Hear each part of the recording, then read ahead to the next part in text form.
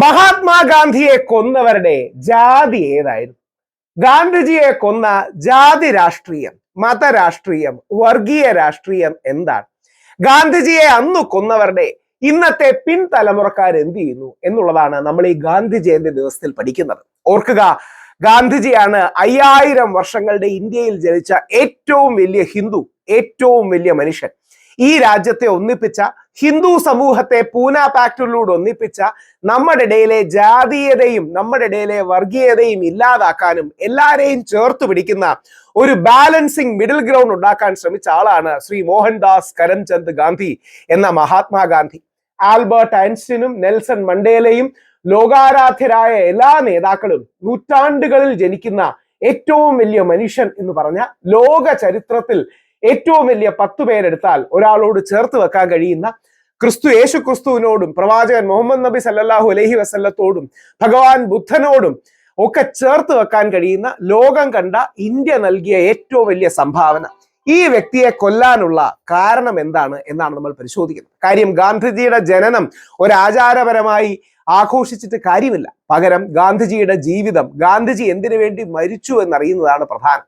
ഗാന്ധിജിയെ കൊന്നത് ആരാണ്? അവരുടെ ഇന്നത്തെ പിൻതലമുറക്കാരായ ബാബ ബജറംഗിമാരും മുന്നമാരും എന്ത് ചെയ്യുന്നു എന്നറിയണം.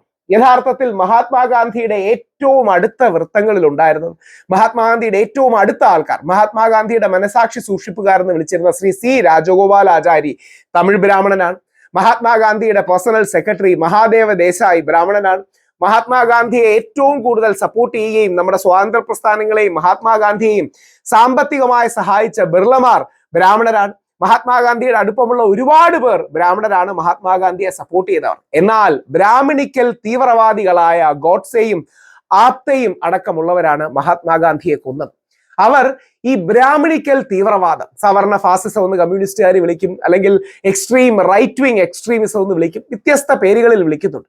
ഗോഡ്സെ അടക്കമുള്ള അന്നത്തെ ആൾക്കാരുടെ പിൻതലമുറക്കാരാണ് മുന്നമാരും ബാബ ബജറംഗിമാരും. യഥാർത്ഥത്തിൽ ഇവർ ചെയ്യുന്നത്, അവർക്ക് എപ്പോഴും ഒരു ശത്രു വേണം. മുസ്ലിം ആകാം, ക്രിസ്ത്യാനിയാകാം. അങ്ങനെ ക്രിസ്ത്യാനിയെ ശത്രുവാക്കുന്നതാണ് മറ്റേ ആ സ്ത്രീ, നമ്മുടെ കന്യാസ്ത്രീമാരെ ആക്രമിച്ച ശർമ്മ എന്ന് പറയുന്ന സ്ത്രീ. അവർ ബ്രാഹ്മൺ, അത് ശർമ്മ എന്ന് പറഞ്ഞാൽ ബ്രാഹ്മണനാണ്. യഥാർത്ഥത്തിൽ നോർത്ത് ഇന്ത്യയിൽ ഈ കന്യാസ്ത്രീമാർ, പാവപ്പെട്ട അവിടുത്തെ പിന്നോക്ക വിദ്യാർത്ഥികളെ സഹായിക്കുമ്പോൾ അവരെ അടിക്കാനും ആക്രമിക്കാനും ജയിലിൽ ഇടാനും വെമ്പൽ പൂളുന്നത് ഈ ബ്രാഹ്മണിക്കൽ എന്ന് പറയുന്ന തീവ്രവാദമാണ്. ഇത് കേട്ടാൽ തോന്നും, എന്നാൽ ഇയാൾക്ക് RSSനെ നേരെ പറഞ്ഞുകൂടെ? അങ്ങനെയല്ല. ഇത് കേൾക്കുന്ന RSSും BJPക്കാരും കൂടി തിരിച്ചറിയണം, നിങ്ങളെ പോലും, അതായത് ഇത് വളരെ എക്സ്ട്രീം റൈറ്റ് വിങ് പ്ലോട്ടാണ്. ഇത് 2010 ടൈംസ് ഓഫ് ഇന്ത്യയിലെ ഒരു വാർത്തയാണ്.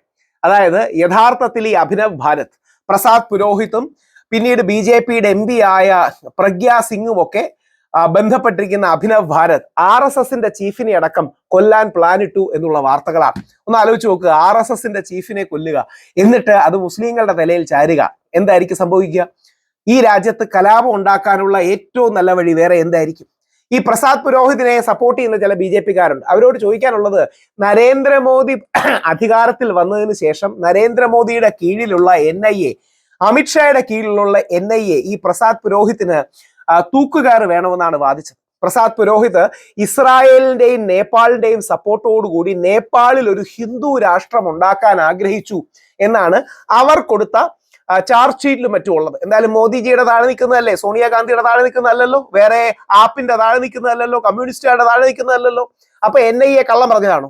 മോദിജിയുടെ താഴെ വെച്ച് കൊടുത്തത് NIA ഒത്തുകളിച്ചായിരിക്കും ആത്യന്തികമായിട്ട് ഇവർക്ക് കോടതിയിൽ നിന്ന്, അതായത് ശക്തമായ തെളിവുകളൊന്നും പ്രൊഡ്യൂസ് ചെയ്യാതെ കുറെ കാര്യങ്ങൾ പറയുക. എന്നിട്ട് ഇവർക്ക് തൂക്കുകാർ വേണമെന്നാണ് NIA വാദിച്ചത്. മോദിജിയുടെ കീഴിലുള്ള അവർ അങ്ങനെ NIA ഇവർക്ക് വേണ്ടി തൂക്കുകാർ വാദിക്കുമ്പോൾ എത്രമാത്രം തീവ്രവാദികളാണ് ഇവരൊന്നൊന്ന് ആലോചിച്ചാൽ മതി. അതിൽ പിന്നീട് പ്രഗ്യാ സിംഗ് താക്കൂർ MP ആയി. ഈ കേണൽ പ്രസാദ് പുരോഹിത് ഇപ്പൊ വീണ്ടും ആർമിയിൽ പ്രൊമോട്ടഡ് ആയി.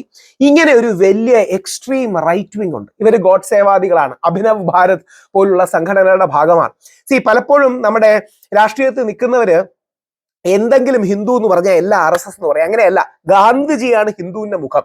ഗാന്ധിജിക്കും വലത്തോട്ട്, ഗാന്ധിജിയുടെ ഇടത്തോട്ട് നിൽക്കുന്നവരാണ്, അതായത് ഗാന്ധിജിയുടെ ലെഫ്റ്റിൽ നിൽക്കുന്നവരാണ് നെഹ്റുജി അടക്കമുള്ള ആൾക്കാർ. അതിനെക്കാട്ടി ലെഫ്റ്റിലാണ് CPI, പിന്നീട് ലെഫ്റ്റിലാണ് CPM. ഗാന്ധിജിയുടെ വലതോട്ട് നിൽക്കുന്നതാണ് സർദാർ വല്ലഭായ് പട്ടേൽ. കുറച്ചുകൂടെ വലതോട്ടാണ് സർസംഘ് ചാലക് ഗുരുജി ഗോൾവൽക്കർ. അതിനും വലത്തോട്ടാണ് സവർക്കർ. ഇനിയും സവർക്കർക്കും സവർക്കറിൽ നിന്നാണ് ഹിന്ദുത്വം എന്ന് പറയുന്ന ആശയം. സവർക്കറിൽ നിന്നും വലത്തോട്ടാണ് യഥാർത്ഥത്തിൽ GD സവർക്കർ, സവർക്കറുടെ സഹോദരൻ ഗണേഷ് ദാമോദർ സവർക്കർ. പുള്ളിയാണ് ക്രിസ്ത്യാനിയും മുസ്ലിമും കമ്മ്യൂണിസ്റ്റുകാരനും ശത്രുക്കളാണ് എന്ന് എഴുതി വെക്കുന്നത്. അതിന്റെയും കുറച്ചുകൂടെ അതിൽ തെറ്റായ ഇൻഫ്ലുവൻസ്ഡ് ആയിട്ടാണ് ഈ ഗുരുജി ഗോൾവൽക്കർ ആദ്യകാലത്ത് അതൊക്കെ എഴുതുന്നത്. GD സവർക്കറിലും വലതോട്ട് നിൽക്കുന്നവരാണ് ഗോഡ്സേമാരും ഈ തീവ്ര പൂനെ ബേസ്ഡ് ആയിട്ടുള്ള ഈ ഗോഡ്സേവാദികളും ഈ ഹിന്ദു മഹാസഭയുടെ പൂനെ വിങ്ങിന്റെ വാദികളും. അപ്പോ യഥാർത്ഥത്തിൽ ഇത് നമ്മുടെ രാജ്യത്തെ ബാധിച്ച ക്യാൻസറാണ്. ഈ ക്യാൻസറിനെ മനസ്സിലാക്കണമെങ്കിൽ മുഖ്യധാരാ പാർട്ടികൾ ഒരുമിച്ച് വരണം. മുഖ്യധാരാ പാർട്ടികൾ വന്ന് അർബൻ നക്സലുകൾ ഉള്ളതുപോലെ അർബൻ നാസികൾ ഉണ്ടെന്ന് തിരിച്ചറിയണം.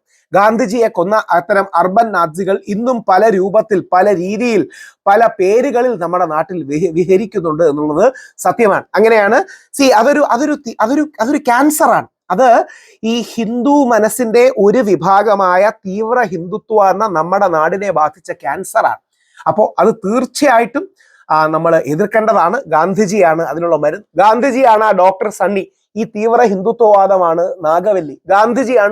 ഗാന്ധിജിയാണ് മരുന്ന്. പക്ഷെ അസുഖം യഥാർത്ഥത്തിൽ ഇവരാണ്. ഈ അസുഖത്തെ ഐഡന്റിഫൈ ചെയ്താൽ മാത്രമേ നമുക്ക് മഹാത്മാഗാന്ധിയുടെ ജീവിതവും മഹാത്മാഗാന്ധിയുടെ മരണവും സാർത്ഥകമാവും. ആ തീവ്ര വലതുപക്ഷം, തീവ്ര ഇടതുപക്ഷം തെറ്റാണെന്ന് എല്ലാവരും പറയുന്നത് പോലെ, തീവ്ര ഇസ്ലാമിസം തെറ്റാണെന്ന് പറയുന്നത് പോലെ, ഈ തീവ്ര വലതുപക്ഷം, തീവ്ര ബ്രാഹ്മണിക്കൽ, തീവ്ര ഹിന്ദുത്വ വലതുപക്ഷം ഈ നാടിന്റെ ക്യാൻസറാണ് എന്ന് നമ്മൾ തിരിച്ചറിയണം. അവരാണ് കലാപം ഉണ്ടാക്കുന്നത്. അവരാണ് മുസ്ലിം പ്രിൻസിപ്പളിനെ മാറ്റാൻ കർണാടകയിൽ കുട്ടികൾ കുടിക്കുന്ന വെള്ളത്തിൽ വിഷം ചേർക്കുന്നത്. അവരാണ് കലാപങ്ങൾ സംഘടിപ്പിക്കുന്നത്. അവരാണ് പശുവിന്റെ തല സ്വന്തമായി അറുത്തിട്ട് മുസ്ലിങ്ങളുടെ തലയിൽ ചാരി പ്രശ്നമുണ്ടാക്കാൻ ശ്രമിക്കുന്നത്. ശ്രീകൃഷ്ണ ശോഭായാത്രയ്ക്ക് നേരെ സ്വന്തമായി ബോംബെറിഞ്ഞ് അത് മുസ്ലിങ്ങളാണെന്ന് വരുത്തി തീർക്കി കലാപത്തിന് ശ്രമിക്കുന്നത്. പാവപ്പെട്ട കന്യാസ്ത്രീമാരെ ടാർഗറ്റ് ചെയ്യുന്നത് ഈ തീവ്ര ഹിന്ദുത. ഇത് തന്നെയാണ് സാഞ്ചിറാം, നമ്മുടെ കാശ്മീരിൽ ആസിഫ എന്ന 7 വയസ്സുകാരിയായ ബക്കർവാൾ കമ്മ്യൂണിറ്റിയിലെ ആ കുട്ടിയെ റേപ്പ് ചെയ്ത് കൊല്ലുകയും മറ്റും ചെയ്യുന്ന, മുസ്ലിം ജനസംഖ്യ കൂടുന്നത് കൊണ്ട് അങ്ങനെ ഒരു പെണ്ണ് മരിക്കട്ടെ എന്ന് കരുതുന്ന ഈ രാജ്യത്തിന്റെ ആത്മാവിനെ ബാധിച്ച ക്യാൻസർ. ആ ക്യാൻസറിനെ പ്രതിരോധിച്ചാണ് മഹാത്മാഗാന്ധി മരിക്കുന്നതും. ആ ഗാന്ധിജിയുടെ പാതയിലേക്ക് കോൺഗ്രസും BJPയും ബാക്കി എല്ലാവരും, ഇതൊരു മധ്യവർത്തി പാതയാണ്. മധ്യവർത്തി പാത എന്ന് പറഞ്ഞാൽ അഭിപ്രായമില്ല എന്നല്ല അർത്ഥം. സ്വന്തമായ അഭിപ്രായം ഉള്ളപ്പോഴും ബാക്കിയുള്ളവരുടെ അഭിപ്രായം ചേർത്ത് പിടിക്കുകയും ഒരു കോമൺ കൺസെൻസസിന്റെ ഗ്രൗണ്ട് ഉണ്ടാക്കുകയും വേണം. ആ മഹാത്മാഗാന്ധിയെ സ്മരിച്ചുകൊണ്ട്, ഈ രാജ്യം കണ്ട ഏറ്റവും വലിയ മനുഷ്യനെ സ്മരിച്ചുകൊണ്ട്, ഈ രാജ്യത്തിന്റെ അച്ഛനെ സ്മരിച്ചുകൊണ്ട്, രാഷ്ട്രപിതാവിനെ സ്മരിച്ചുകൊണ്ട്, ജയ് ഹിന്ദ്, ജയ് ഗാന്ധി.